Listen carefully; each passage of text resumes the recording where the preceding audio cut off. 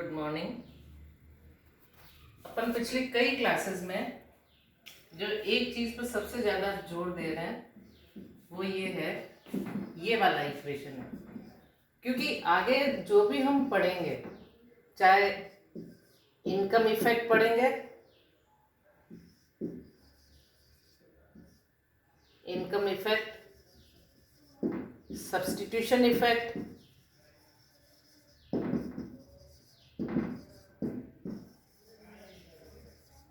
Price effect,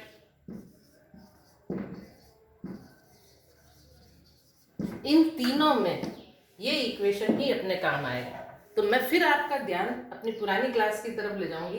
अपन जो जब इस इक्वेशन पे थे तब से अपन एक बार वापस शुरू करते हैं कि क्योंकि ये सारी चीजें ही हम इन तीनों टॉपिक में पढ़ेंगे।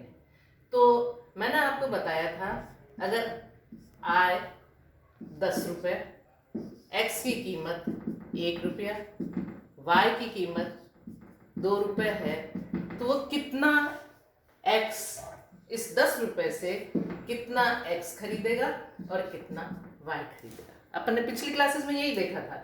तो उसमें हमने क्या किया था, जब हमने आई का पी एक्स में भाग दिया तो हमें पता चला कि कितना एक्स खरीदेगा।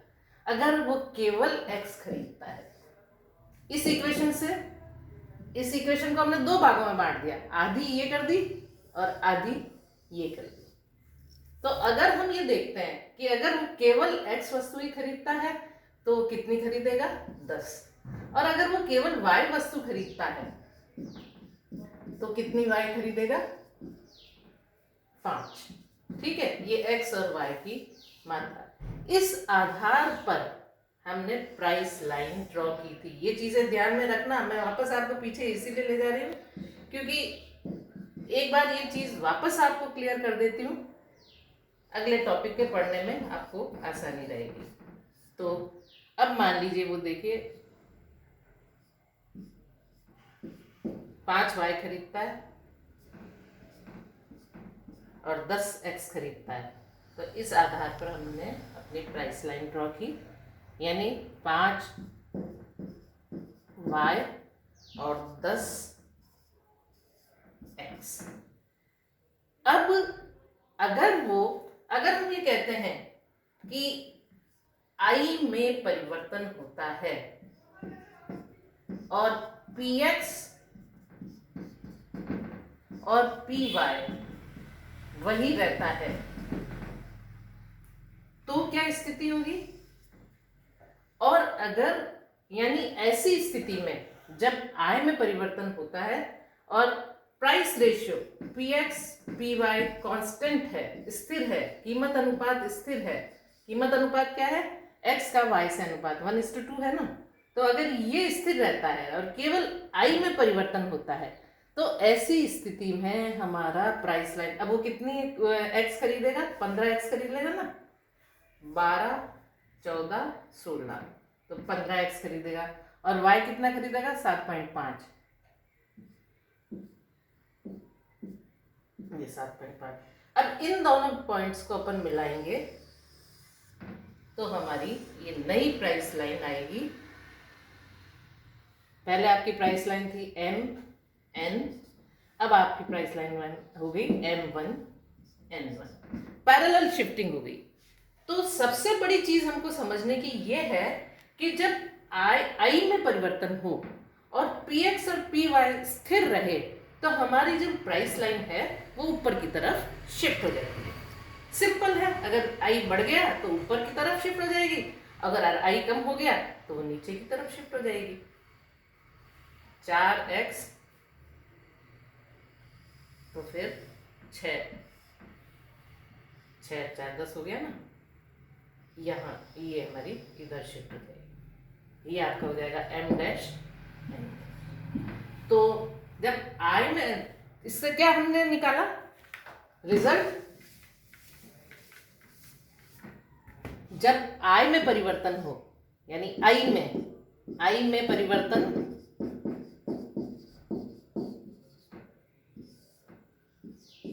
पी एक्स और पी वाई स्थिर, तो क्या होगा, कीमत रेखा या प्राइस लाइन समानांतर शिफ्ट। इस चीज को ध्यान रखना, ये हमारे आय प्रभाव में आएगा। इसमें ये केवल आय का प्रभाव है, आय मतलब आई में परिवर्तन, आय प्रभाव हो जाएगा ये, ठीक है।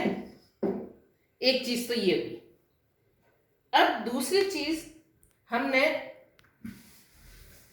उपभोक्ता के संतुलन बिंदु को भी इसके साथ पढ़ा है। और उपभोक्ता के संतुलन बिंदु में मैंने आपको बताया था कि जहां पर ये हो गया आपके y वस्तु, ये x वस्तु, जहां पर इंडिफरेंस कर्व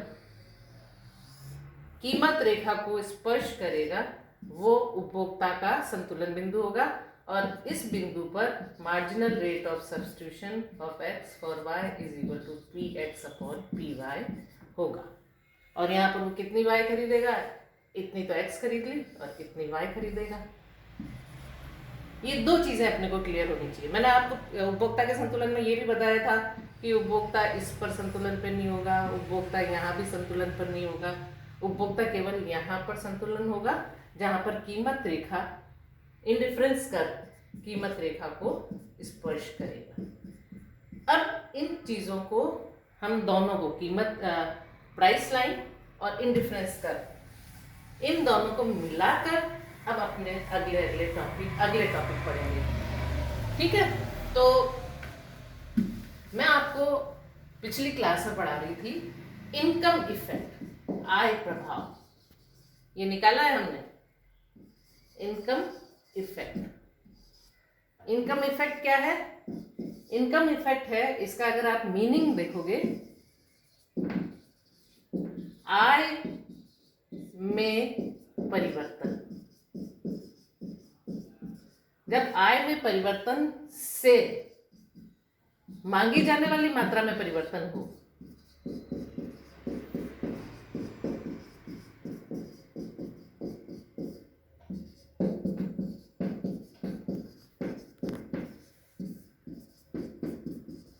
तो आय प्रभाव कहलाएगा।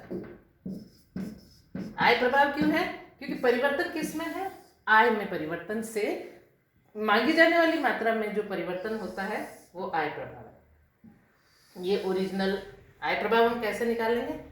ये हमारी ओरिजिनल प्राइस लाइन है, y वस्तु हम खरीद रहे हैं यहाँ और x एक्सिस पर x वस्तु खरीद रहे हैं। उपभोक्ता, अब बार बार कंपैरिजन नहीं करेंगे, बस उपभोक्ता का संतुलन बिंदु बना देंगे जहाँ पर वो x की इतनी मात्रा और y की इतनी मात्रा है। अब हम आय प्रभाव निकालने के लिए क्या करेंगे? जब आय में परिवर्तन से आय बढ़ गई तो उपभोक्ता की नई कीमत रेखा हो गई MN1। आय में परिवर्तन से मांगी जाने वाली मात्रा में जो परिवर्तन होता है उसे हम आय प्रभाव कहते हैं। क्या, कैसे निकालोगे? आय में परिवर्तन दिखा दिया हमने। ओरिजिनल हमारी कीमत रेखा थी MN और आय में परिवर्तन होने से कीमत रेखा M1 N1 हो गई।